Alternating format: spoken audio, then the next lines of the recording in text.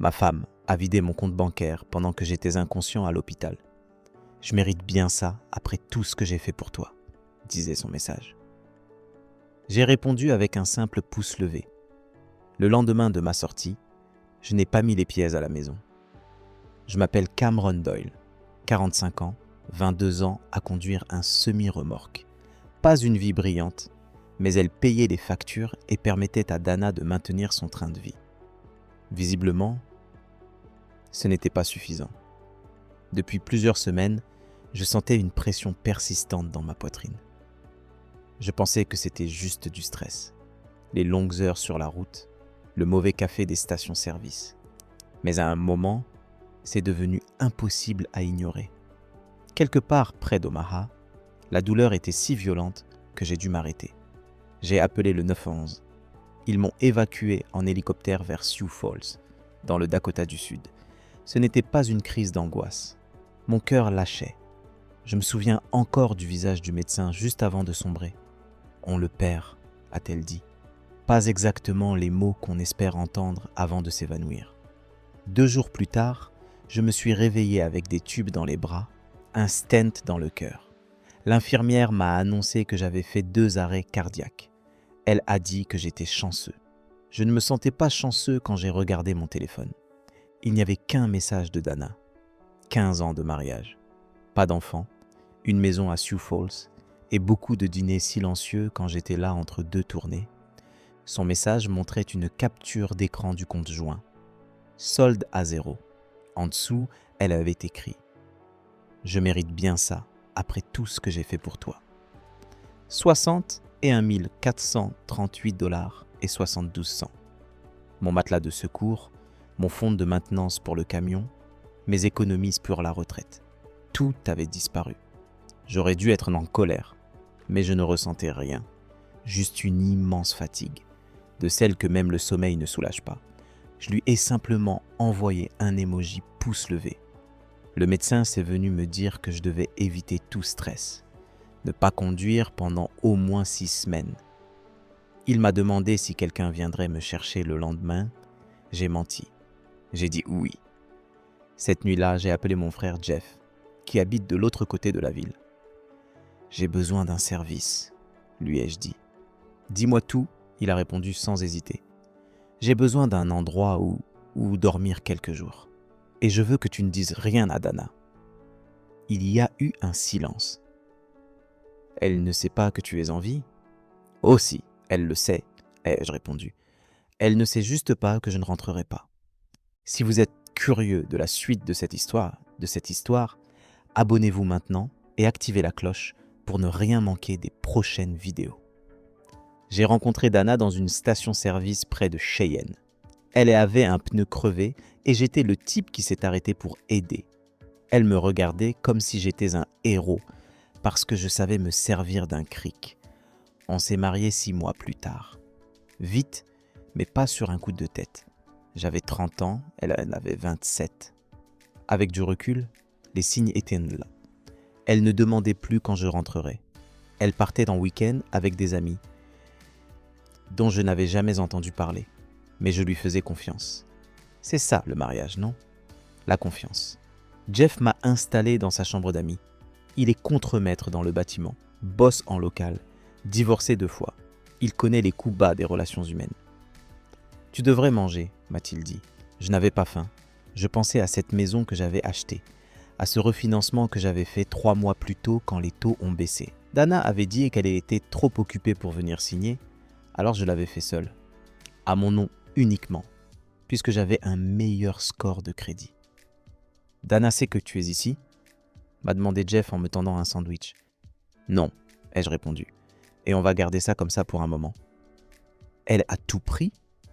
J'ai hoché la tête. « Qu'est-ce que tu vas faire ?» J'ai pris une bouchée, aucun goût. Me reposer. Ordre du médecin. Le 3e jour chez Jeff, j'ai reçu un message de notre voisin Harold. « Je ne t'ai pas vu dans le coin, tout va bien ? Dana a un type avec elle. J'ai pensé que tu devrais savoir. » Je n'ai pas répondu. Je l'ai simplement lu, relu, puis laissé infuser, lentement. Dans l'après-midi, Jeff m'a accompagné à la banque. Pas notre agence habituelle, mais le siège en centre-ville. J'ai demandé à voir quelqu'un du service des fraudes. Je leur ai montré le message de Dana, la capture d'écran du compte vidé. J'ai expliqué l'hospitalisation, mon inconscience, l'absence totale de consentement pour ces retraits. Monsieur Doyle, nous pouvons ouvrir une enquête pour fraude, mais comme il s'agit d'un compte joint, ce sera compliqué. Je comprends, mais je veux tenter le coup. Et vous devez savoir que si cela devient une affaire criminelle, la police sera impliquée. Je l'ai regardé dans les yeux. J'en suis parfaitement conscient. Sur le chemin du retour, on s'est arrêté faire le plein. Jeff s'est occupé de la pompe. Moi, je suis resté dans la voiture. Par le pare-brise, j'ai vu un père acheter des glaces à ses enfants dans une supérette. Le monde continuait de tourner, indifférent. « Tu veux quelque chose ?» m'a lancé Jeff. J'ai secoué la tête. De retour chez lui, j'ai passé 3 appels. Le premier à mon répartiteur, pour lui dire que j'avais besoin d'un congé médical prolongé. Le second à la caisse populaire où je gardais un vieux compte professionnel. Le troisième à un avocat, à un ami de Jeff. J'ai besoin de savoir où j'en suis, lui ai-je dit. La maison, les comptes, tout. L'avocat, Blake, a proposé un rendez-vous dès le lendemain. Ensuite, j'ai allumé mon ordinateur portable. Je me suis connecté à quelques comptes que Dana ignorait. Rien de secret, juste des choses qu'elle n'avait jamais pris la peine de demander. Des placements à long terme, des réserves. Elle ne s'intéressait pas à ces détails-là. En plein milieu de mes vérifications, un texto de Dana est arrivé. « Où es-tu ? Ton camion n'est pas au dépôt. Est-ce qu'ils t'ont dit que je suis passé ?» Je n'ai pas répondu. Quelques minutes plus tard, « Cameron, c'est ridicule. Tu ne peux pas juste disparaître. Il faut qu'on parle. » Ah, j'ai reposé le téléphone. Jeff m'a lancé un regard depuis la cuisine. « Elle t'écrit ?»« Ouais. » « Tu vas lui répondre ?» J'ai fermé le portable. « Pas encore. » Une semaine après ma sortie, je suis retourné chez nous, en pleine journée, quand je savais qu'elle serait au bureau. J'ai ouvert la porte avec ma clé, comme si je revenais d'un trajet. L'odeur dans la maison avait changé. Du parfum d'homme, des bouteilles de vin dans le bac de recyclage, 2 verres dans le lave-vaisselle. J'ai pris quelques vêtements, mes documents importants et la boîte où je gardais mon passeport et mon acte de naissance. En sortant, j'ai remarqué que la photo de notre mariage n'était plus sur la console de l'entrée. Chez Jeff, Blake m'attendait. On s'est installé à la cuisine, les documents étalés devant nous. « La situation de la maison est intéressante », a-t-il dit en lisant les papiers du refinancement. « Puisque vous êtes le seul signataire, avec cette clause médicale, et vu votre récent incident cardiaque, vous avez de bonnes chances pour obtenir la possession exclusive. » Et pour l'argent qu'elle a pris, il a haussé les sourcils. « C'est plus complexe. Les comptes joints, en théorie, c'est 50-50. Mais il a tapoté les relevés. Le fait qu'elle ait tout vidé pendant que vous étiez médicalement inapte et que les fonds venaient surtout de vous pourrait constituer une exploitation financière d'un adulte vulnérable. » J'ai hoché la tête. « Et si je veux divorcer ? Le Dakota du Sud est un État à répartition équitable. Avec les preuves qu'on a, on peut plaider une séparation en votre faveur. » Il a rangé les papiers. « Je vais préparer les premières démarches. En attendant, ne la contactez pas. Si elle vous écrit, ne répondez pas. À partir de maintenant, tout passe par moi. » Le lendemain, Dana s'est pointée chez Jeff. J'étais seul. Jeff bossait. J'ai entendu sa voiture, mais je ne me suis pas approché de la fenêtre. Elle a sonné 3 fois, puis elle a frappé. « Je sais que tu es là, Cameron. Ton camion est garé dans la rue. Tu ne peux pas simplement te cacher. On doit parler. » Sa voix, étouffée à travers la porte, semblait à la fois pressante et fragile. Je suis resté parfaitement immobile dans le salon, figé comme un enfant jouant à cache-cache. Les coups ont fini par cesser. J'ai cru qu'elle était partie jusqu'à ce que mon téléphone vibre. « Je suis désolé pour l'argent. J'étais en colère. Tu étais distant depuis des mois. Je pensais que tu me trompais. J'ai découvert le refinancement de la maison et j'ai paniqué. On peut arranger ça. S'il te plaît, parle-moi. » C'était la première fois qu'elle m'accusait de tromperie. Une tentative de projection, sans doute. J'ai retourné le téléphone, face contre la table, sans répondre. Le lendemain, Blake m'a appelé avec une mise à jour. Dana m'a contacté. Elle a engagé Patricia Wells. Patricia Wells, l'une des avocates en divorce les plus redoutées de l'État. Réputée pour ne rien laisser derrière. Maison, retraite, revenus futurs. Qu'est-ce que ça signifie pour nous, ai-je demandé. Qu'elle ne plaisante pas. Wells prétend déjà que ton absence après l'hospitalisation équivaut à un abandon. Elle te présente comme instable, affirmant que tu as disparu sans explication et que tu refuses toute communication.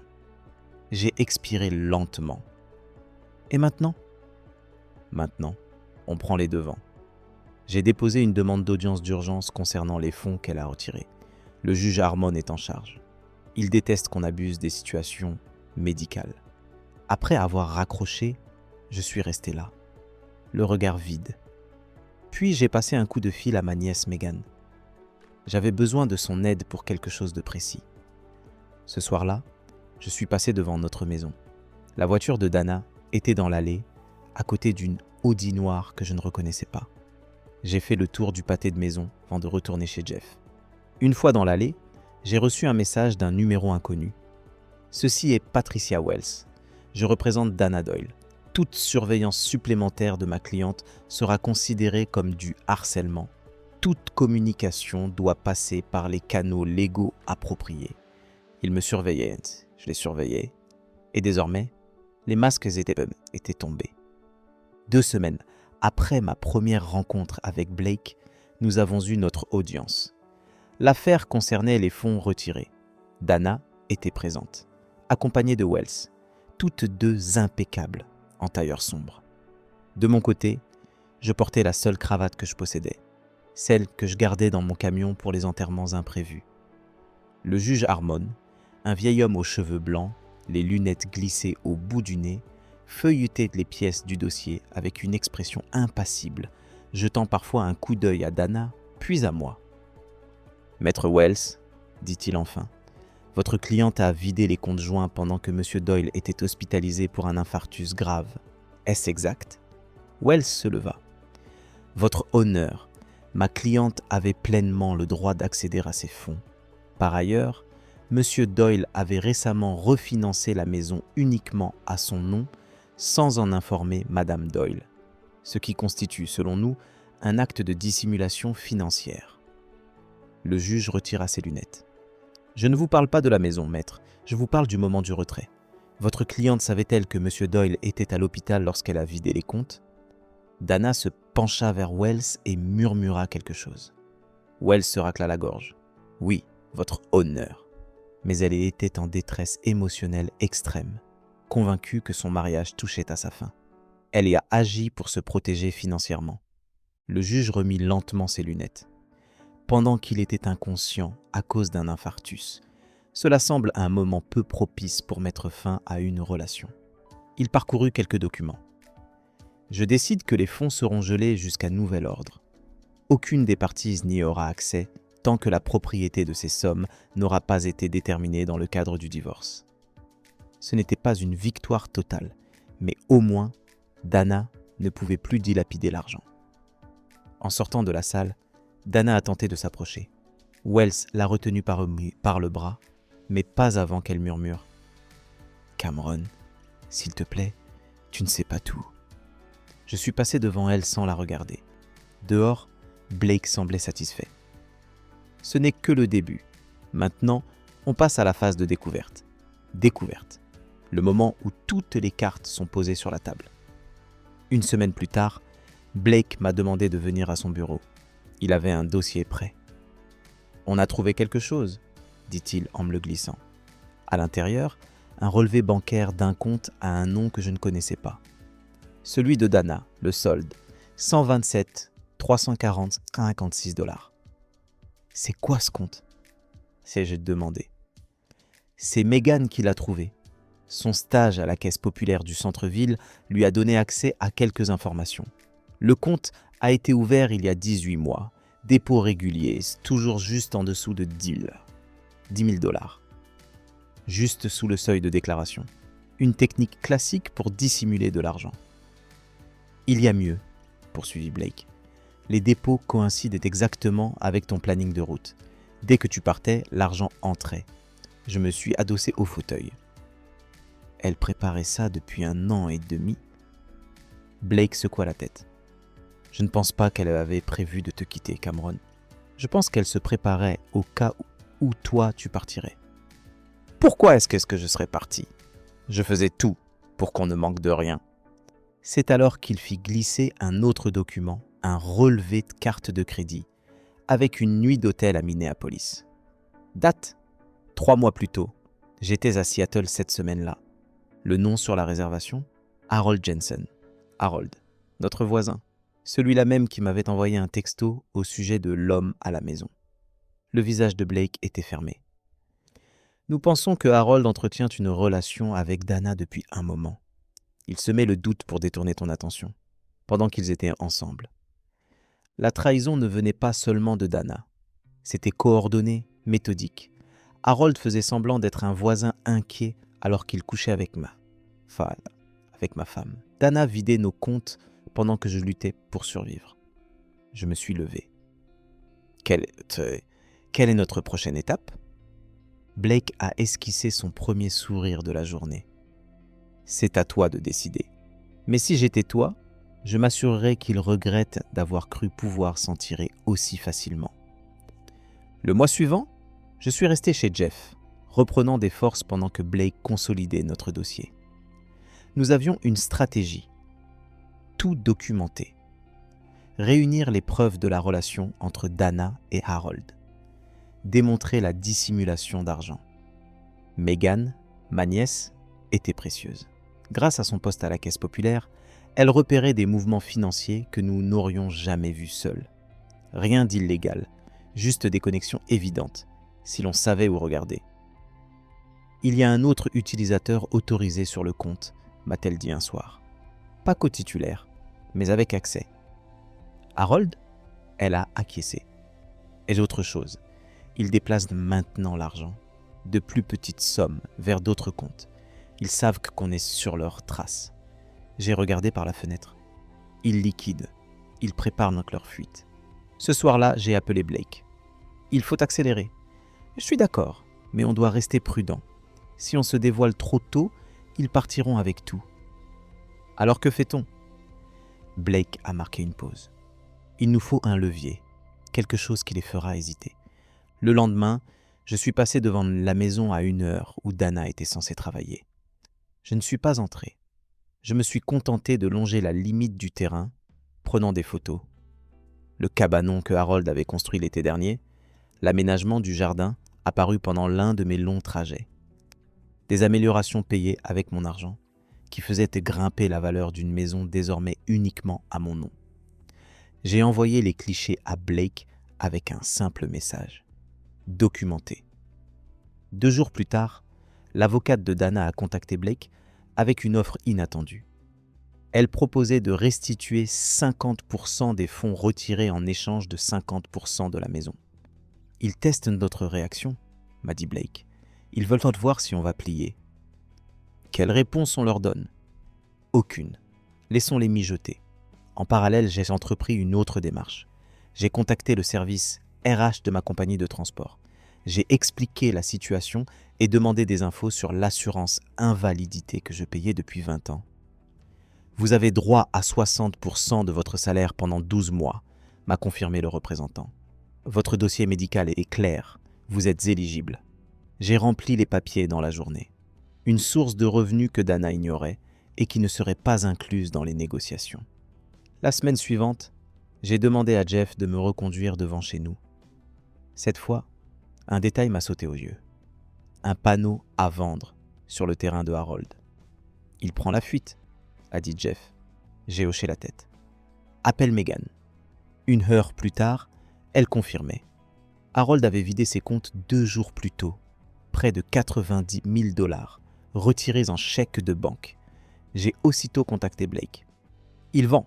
Dana était peut-être en train de préparer sa fuite avec lui. Alors on agit maintenant, a répondu Blake. Je dépose une demande d'injonction d'urgence demain matin. Tous les actifs seront gelés. Aucune vente possible sans accord du tribunal. Le lendemain, je me suis réveillé avec un message de Dana. Il faut qu'on parle. Juste toi et moi, sans avocat. Je l'ai montré à Jeff. Il paniquait, a-t-il dit. J'ai acquiescé. Parfait. J'ai transféré le message à Blake. Sa réponse. Ne réponds pas. L'audience est à 14h. À 13h30, en arrivant au tribunal, je les ai aperçus sur le parking. Dana et Harold en pleine dispute. Ils ne m'ont pas vu. J'ai dégainé mon téléphone et enregistré discrètement. 30 secondes de preuve. Une vidéo montrant leur proximité, la relation qu'ils avaient cachée pendant toute la procédure. À l'intérieur, Blake m'attendait. Je lui ai montré la vidéo. Timing parfait, a-t-il dit. Le juge Harmon est déjà de mauvaise humeur aujourd'hui. J'ai ajusté ma cravate. Alors ne le faisons pas attendre. Le bureau du juge était plus exigu que la salle d'audience. Juste lui, les avocats, Dana et moi. Harold n'avait pas le droit d'être présent. Il n'était pas concerné par la procédure de divorce. La vidéo a été diffusée sur l'écran du juge. Pas de son, mais le langage corporel était sans équivoque.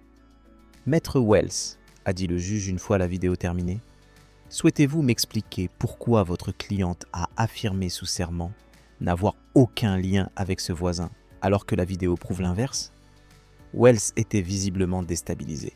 « Votre honneur, la nature de leur relation n'a pas d'impact sur les éléments financiers en jeu. C'est le cas lorsqu'une fraude financière est en jeu. » Le juge s'est tourné vers Dana. « Madame Doyle, avez-vous l'intention de quitter l'État avec Monsieur Jensen ?» Dana a blêmi. « Je ne... » « Laissez-moi reformuler, » a poursuivi le juge. « Le tribunal dispose de preuves que vous et M. Jensen avez transféré d'importantes sommes d'argent, que M. Jensen est en train de vendre sa propriété et que vous avez vidé des comptes conjoints pendant que votre mari était médicalement inapte. Tout cela indique une volonté délibérée de tromper et une tentative de fuite. » Il a jeté un regard sévère aux deux avocats. Je décrète un gel immédiat de tous les actifs appartenant à Dana Doyle et Harold Jensen. Aucun des deux ne pourra quitter le comté sans l'autorisation du tribunal. Il s'est ensuite tourné vers moi. Étant donné l'état de santé de M. Doyle et les éléments prouvant une exploitation financière pendant sa période d'incapacité, j'accorde à M. Doyle l'usage exclusif temporaire du domicile conjugal. Dana a poussé un petit gémissement étranglé. « Votre honneur », tenta Wells, mais le juge l'interrompit d'un geste. « L'exploitation d'un conjoint vulnérable médicalement est prise très au sérieux par ce tribunal, maître. Vous pouvez vous estimer chanceuse que je ne recommande pas de poursuite pénale pour l'instant. » Blake rassembla ses dossiers avec soin, essayant de cacher sa satisfaction.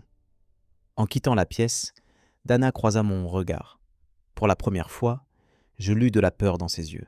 Pas envers moi, peur des conséquences. 3 mois après mon hospitalisation, je suis retourné vivre dans notre maison, ma maison, désormais. Le divorce a été finalisé bien plus rapidement que prévu. Dana n'a pas contesté après l'audience. Harold avait disparu, la laissant seule face aux retombées. Au final, le juge m'a attribué la maison, mon camion et 80% de nos économies. Dana a gardé sa voiture et les 20% restants. Le compte dissimulé a été divisé en parts égales, mais seulement après qu'elle ait réglé ma part des frais d'avocat. Je ne lui ai plus jamais parlé directement. Tout passait par les avocats. La dernière fois que j'ai eu de ses nouvelles, elle y avait déménagé à Minneapolis. Pour recommencer, je suppose. 6 mois plus tard, j'ai vendu la maison. Trop de souvenirs. J'ai acheté un logement plus modeste, proche de Jeff et Megan. Une partie de l'argent a servi à aider Megan pour ses études de droit. Je ne fais plus de longs courriers. Mon cœur ne tiendrait pas le choc, d'après le médecin. J'ai en trouvé un poste en logistique. C'est plus calme que la route, mais c'est stable. Parfois, on me demande si je ressens encore de la colère.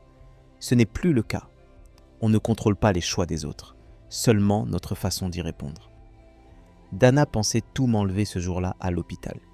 Mais elle m'a en réalité obligé à me battre pour moi-même comme jamais je ne l'avais fait auparavant. La semaine dernière, en triant de vieilles boîtes, je suis tombé sur notre album de mariage. J'ai songé à le jeter. Mais je ne l'ai pas fait. Je l'ai juste reposé dans la boîte. C'est une part de mon histoire. Pas la fin, juste un chapitre.